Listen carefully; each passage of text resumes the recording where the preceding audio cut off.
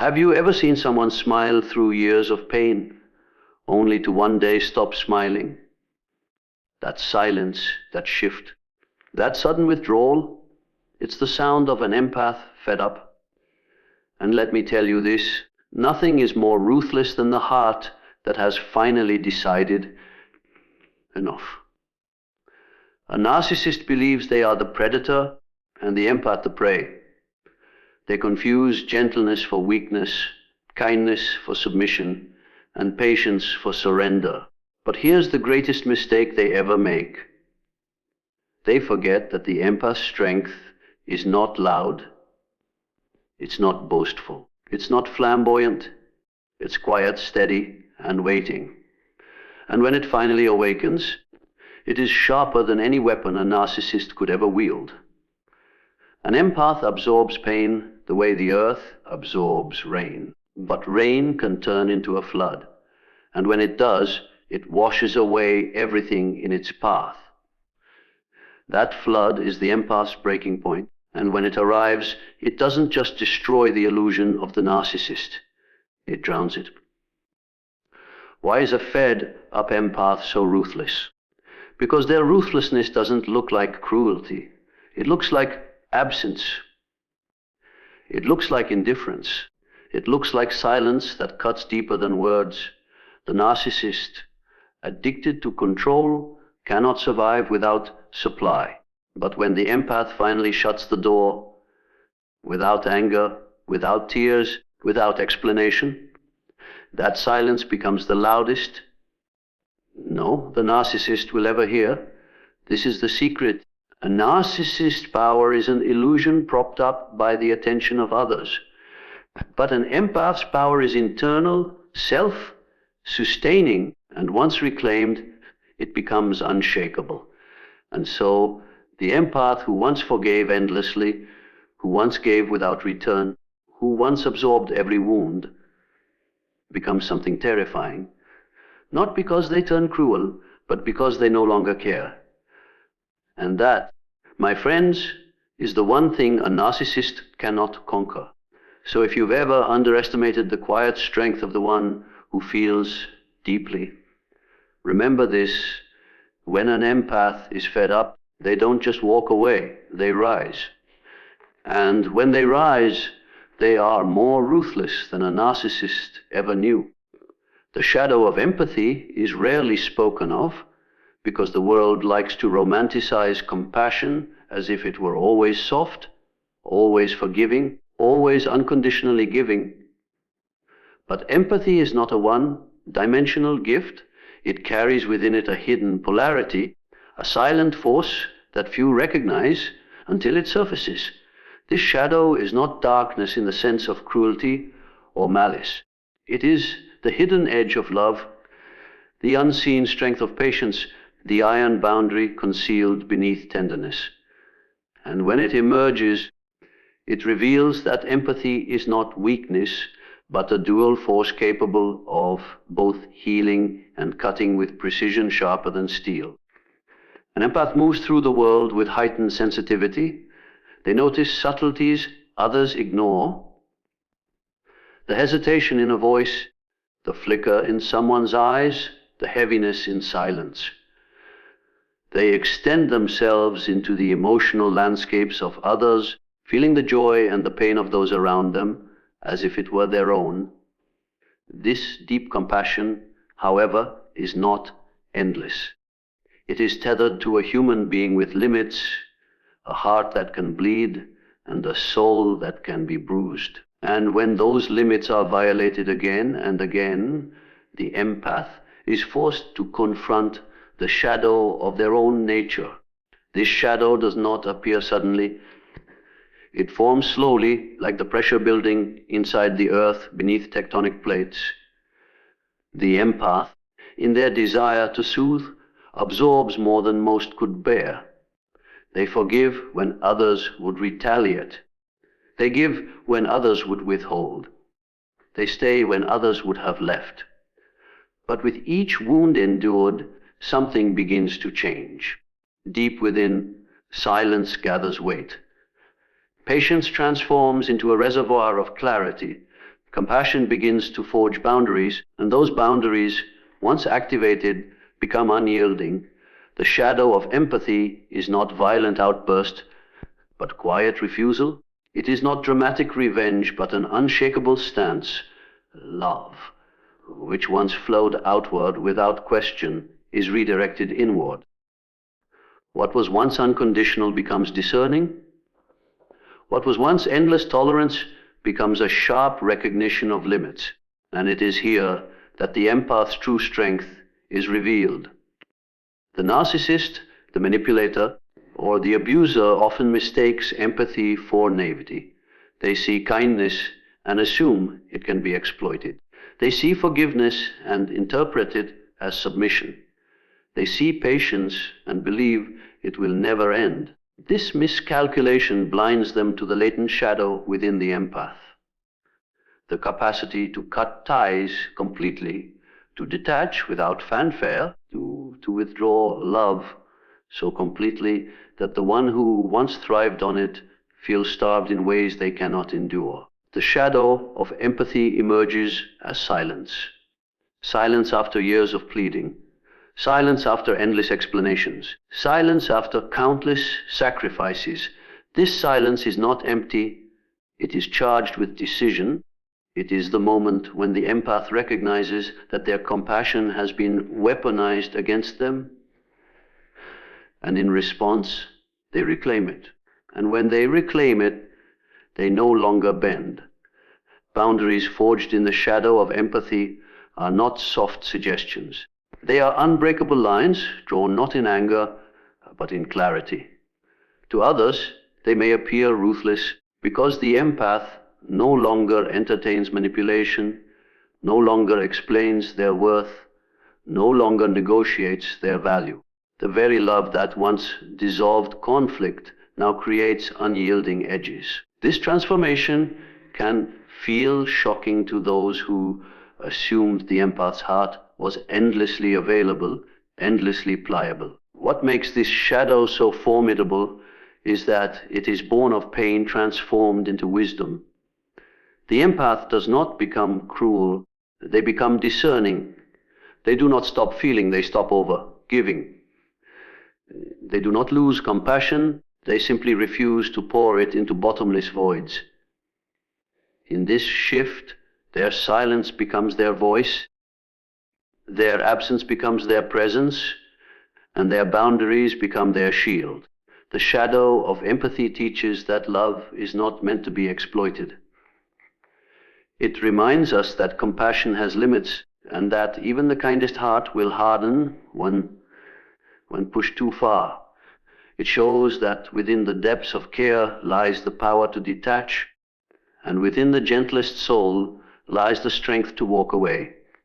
It is a reminder that the strongest form of love is not always forgiveness, but sometimes the refusal to allow harm to continue. An empath who has embraced their shadow does not fear being misunderstood. They no longer carry the burden of making others comfortable at the expense of their own peace. They understand that silence can speak louder than confrontation, and that absence can echo more powerfully than words.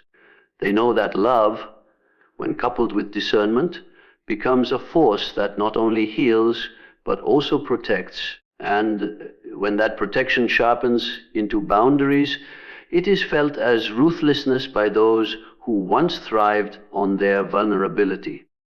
The threshold of endurance is one of the most misunderstood aspects of the empath's journey. Empaths are not people who simply feel more. They are people who absorb more. They become vessels for the emotions of others, carrying joy, sorrow, anger, fear, and confusion as though it all belongs to them. To those who watch from the outside, it often looks as though the empath has no limits. They give, they listen, they console, and they forgive.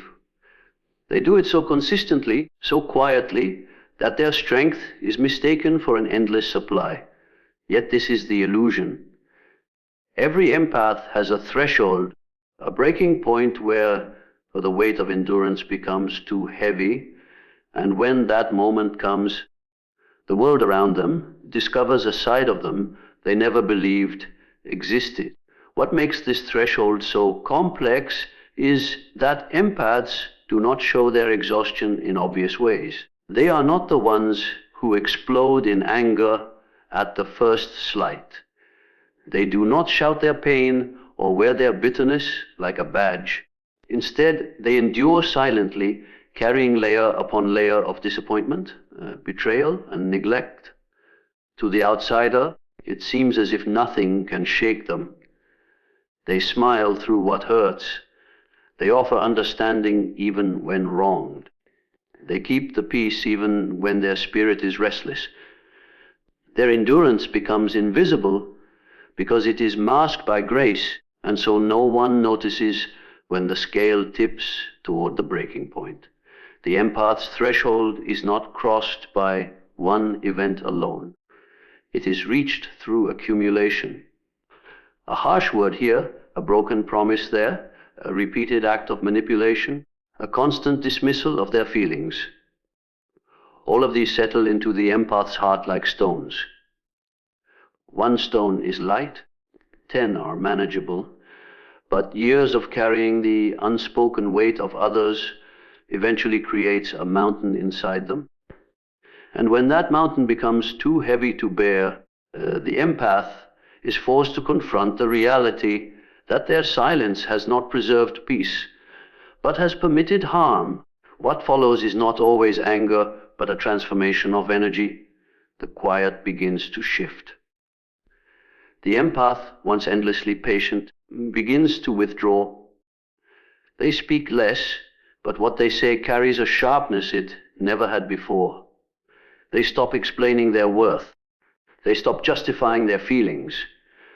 The roar that emerges is not always audible.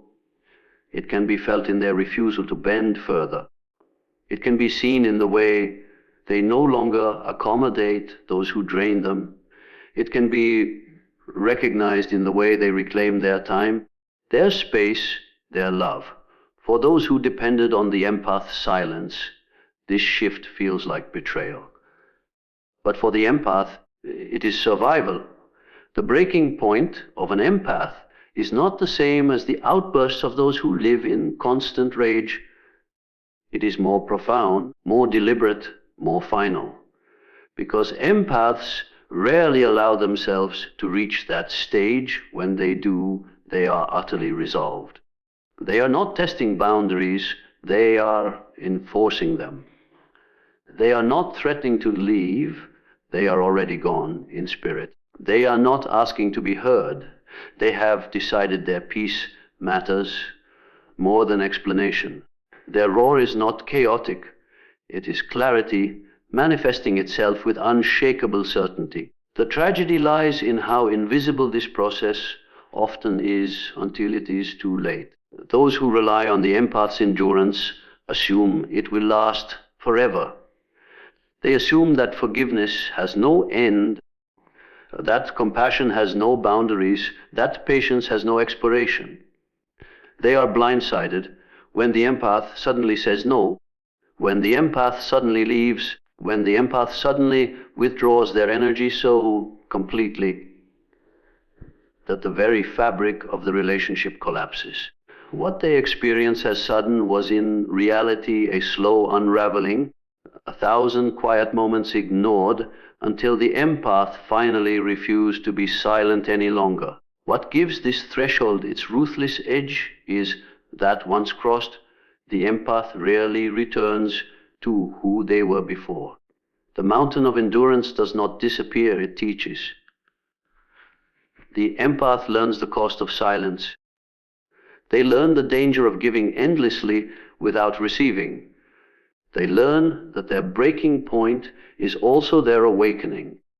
And from that awakening comes a strength that is no longer willing to carry what others refuse to take responsibility for. The roar of the empath is not always dramatic. Sometimes it is as simple as a boundary spoken without apology. Sometimes it is the end of a relationship that should have ended years before. Sometimes it is the decision to protect their energy at all costs, and while to the outside world these actions may seem sudden or ruthless, they are in truth the inevitable result of years of endurance that went unseen. The threshold of endurance is a paradox. It is both the empath's greatest strength and their greatest vulnerability. Their ability to endure allows them to carry others in ways few people can, but it also tempts others to misuse that gift, to assume it has no end. Yet when that end is reached, when the quiet transforms into a roar, it is a force that cannot be silenced, a strength that cannot be ignored, a boundary that cannot be undone, the reversal of power between an empath and a narcissist is one of the most profound shifts in human dynamics, and it is almost always underestimated by the narcissists themselves.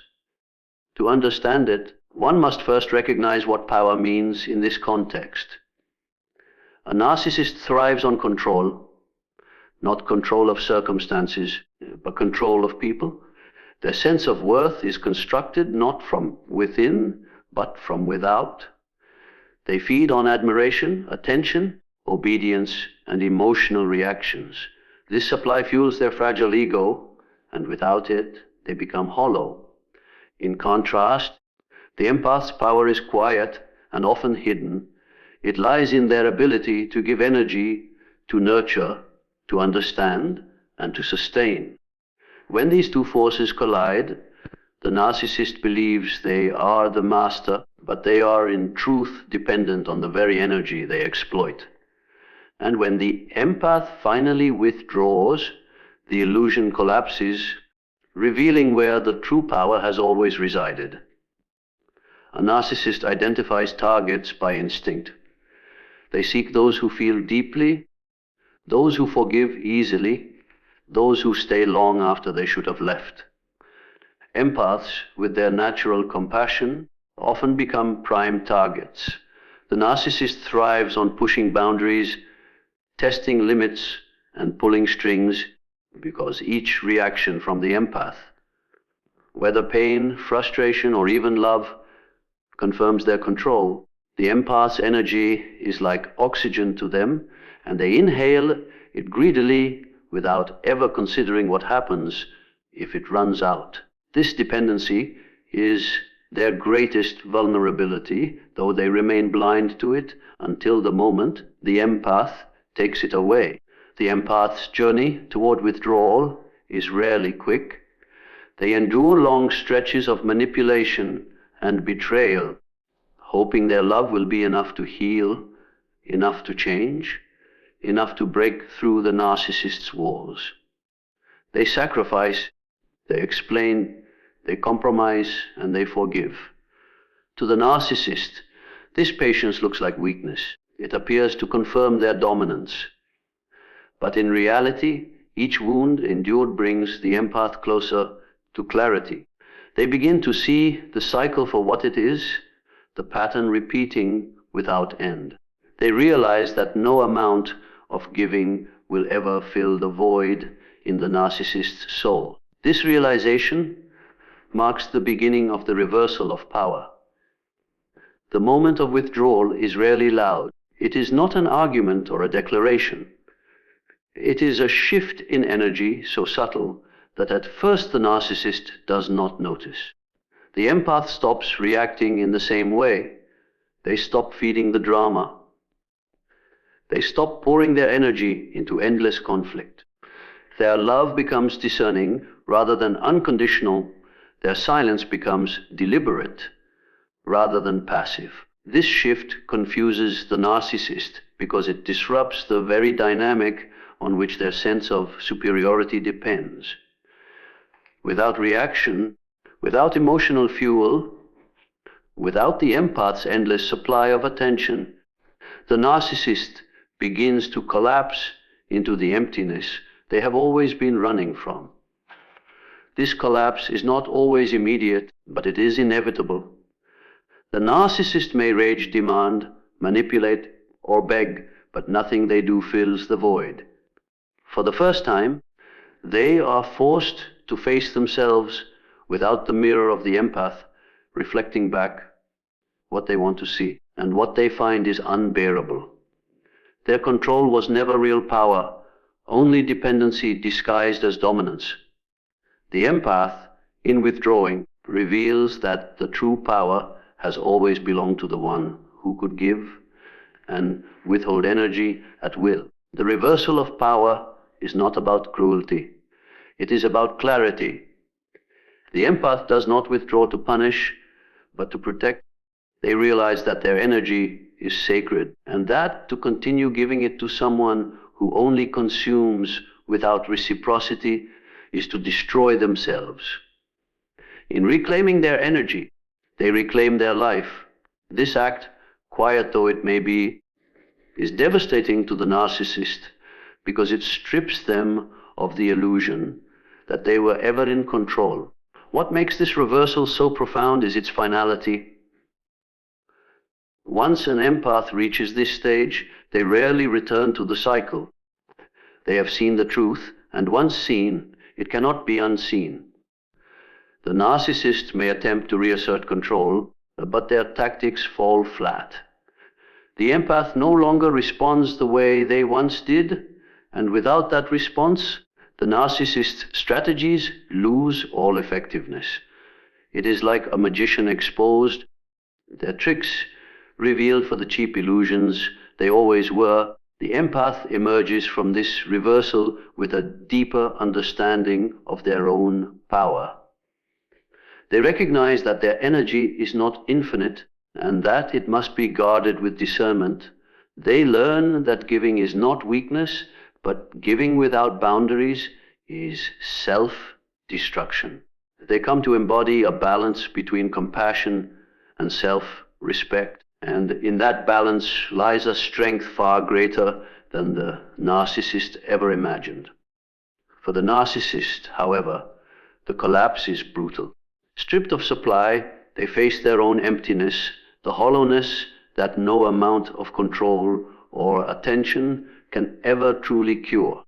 They rage against it, deny it, seek new sources, but deep down they know they lost the one source that held up the illusion longest. And in this loss, they are confronted with the truth they have always avoided, that the real power never belonged to them, but to the empath who could, at any moment, choose to withdraw and watch the false kingdom crumble. The ruthlessness of detachment is one of the most misunderstood, yet powerful forces in human relationships, especially when it comes to the dynamic between an empath and a narcissist.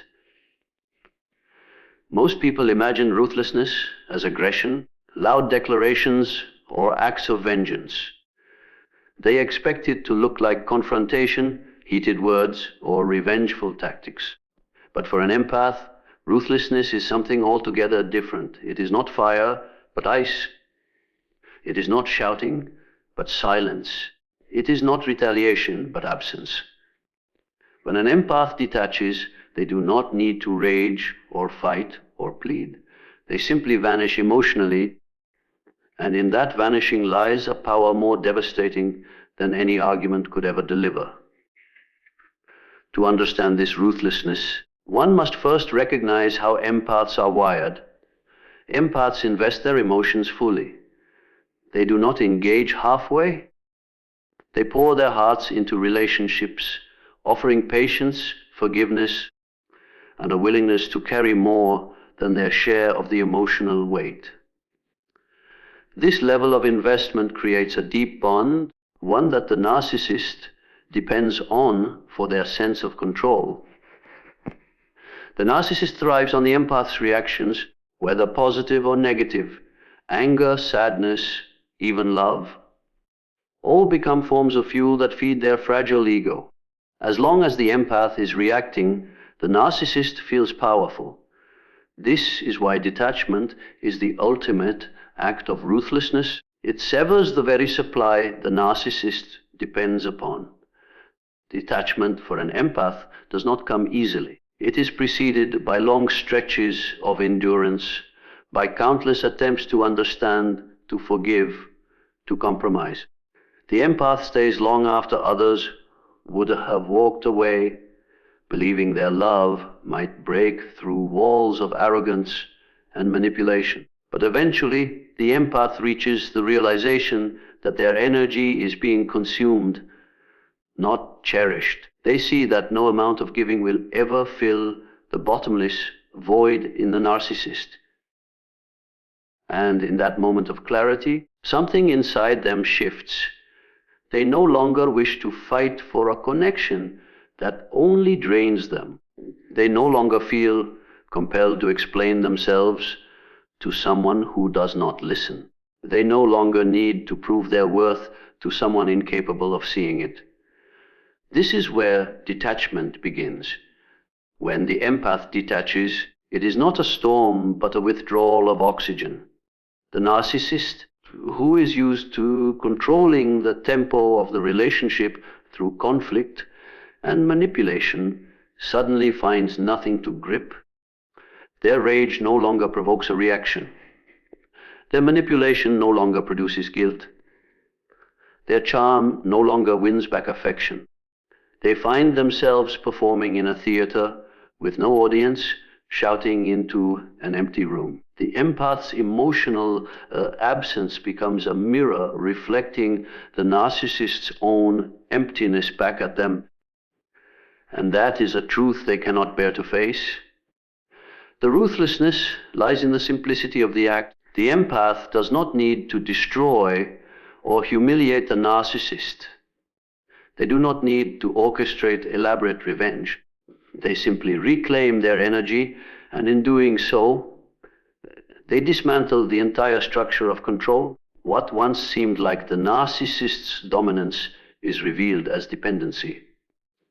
The one who raged and manipulated now stands powerless, not because the empath fought harder, but because they stopped fighting altogether. This withdrawal feels ruthless to the narcissist because it deprives them of what they crave most: validation of their importance through the emotions of others. Detachment is not cruelty, though to the narcissist it feels like the ultimate betrayal.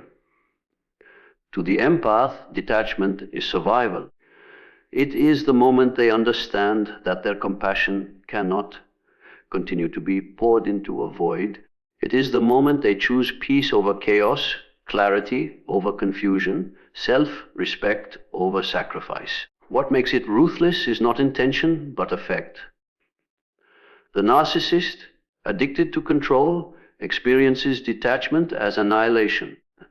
They cannot comprehend a world where their manipulation no longer matters, where their anger no longer stirs fear, where their presence no longer dictates someone else's emotions. This form of ruthlessness is all the more powerful because it is silent.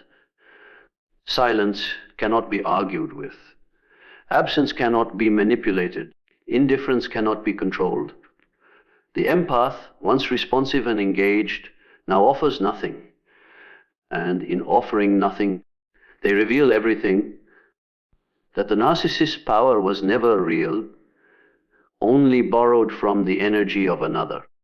When that energy is withdrawn, the fire crumbles, and what remains is the stark truth of the narcissist's emptiness. The empath who detaches emerges not as cruel, but as liberated. Their absence of reaction is not a weapon they wield, but a natural consequence of self-preservation.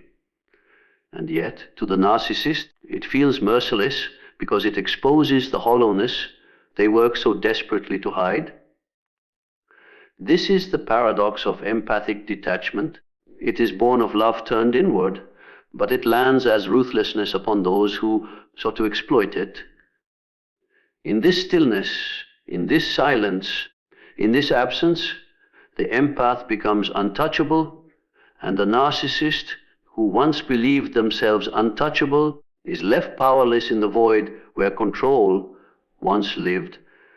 The transformation of pain is perhaps the most profound journey an empath can undergo. It begins in vulnerability, in the raw openness that defines their nature.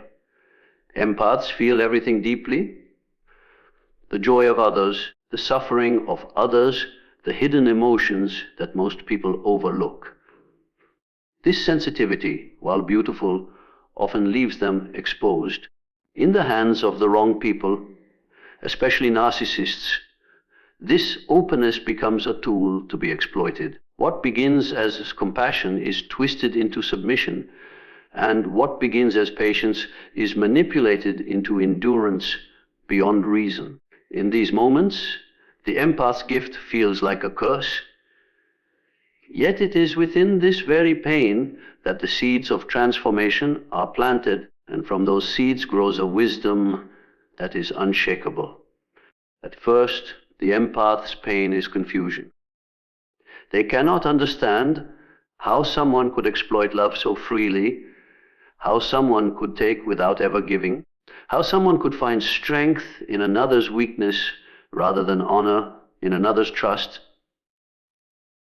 They question themselves, believing perhaps they are too much, too sensitive, too forgiving. This self-doubt deepens the wounds because the empath not only suffers at the hands of others, but also turns the blade inward, wondering if they are the problem. This inner conflict is what makes them so vulnerable, for it blinds them to the truth of manipulation. But pain has a way of burning illusions away, and over time, the empath begins to see clearly. The transformation does not happen in an instant. It is a process of breaking and rebuilding. Each betrayal, each dismissal, each manipulation chips away at the illusions they held about others, about love, about themselves. And while these breaks are excruciating, they also create space for something new to emerge. The empath begins to notice patterns, the same tactics, the same cycles, the same hollow promises. They realize the pain is not random, but systemic, not deserved, but inflicted. This recognition is the first spark of wisdom. They see that their openness was not wrong, but their boundaries were unguarded. They understand that their gift is not weakness, but that without discernment it becomes a liability. As this wisdom grows, the empath evolves. They no longer pour themselves into every wound they encounter, no longer believe every cry for help without question, no longer confuse manipulation with love. Their heart is still open, but it is no longer unprotected. They learn to direct their compassion where it is received, to give where it nourishes, and to withhold where it is drained. This discernment is the essence of their transformation, for it turns their pain into guidance rather than a chain. What makes this transformation so powerful is the calm that emerges from it. An empath who has walked through pain and risen with wisdom carries a presence that is steady and unshakable. They do not need to raise their voice to be heard. They do not need to defend themselves endlessly to prove their worth. They do not need to fight every battle to demonstrate strength. Their calm is not passivity, it is mastery. It comes from knowing they have endured the storm and survived, and that nothing external can unmake the inner strength they have cultivated. This calm is far more terrifying to a narcissist than rage could ever be. Narcissists thrive on emotional chaos. They want reaction, drama, and volatility because these feed their illusion of control. When an empath rages, the narcissist feels powerful for having provoked it. But when an empath responds with calm, the narcissist is left disarmed. They find no fuel, no leverage, no emotional foothold. They face a stillness that reflects their emptiness back at them, and it is unbearable. The calm of the transformed empath is a mirror in which the narcissist sees their own lack of substance, their own dependence on others, their own fragility. The empath's wisdom also manifests in their ability to walk away without hesitation. Where once they would have pleaded, forgiven, or waited for change, they now understand the futility of giving energy to someone incapable of receiving it with respect. Their departures are not loud or bitter. They are final. This quiet strength unsettles the narcissist more than any outburst ever could, because it signals not just the end of a relationship, but the end of control. Pain, once vulnerability, has become a compass. It guides the empath toward authenticity, toward relationships that honor rather than exploit, toward boundaries that protect rather than confine. Their suffering has not broken them, but reshaped them into something stronger, clearer, and wiser. They emerge with a kind of authority that does not need to announce itself, because it is felt in every word unspoken, every silence chosen, every boundary upheld. This is the essence of the transformation of pain. The empath does not become cold or cruel. They become discerning and untouchable. Their sensitivity, once a liability, becomes their greatest strength when paired with wisdom. Their calm presence, forged in the fire of betrayal and heartbreak, becomes a force that commands respect. And in that evolution, they embody a power that no narcissistic rage can ever equal, because their strength is no longer dependent on anyone else. It comes entirely from within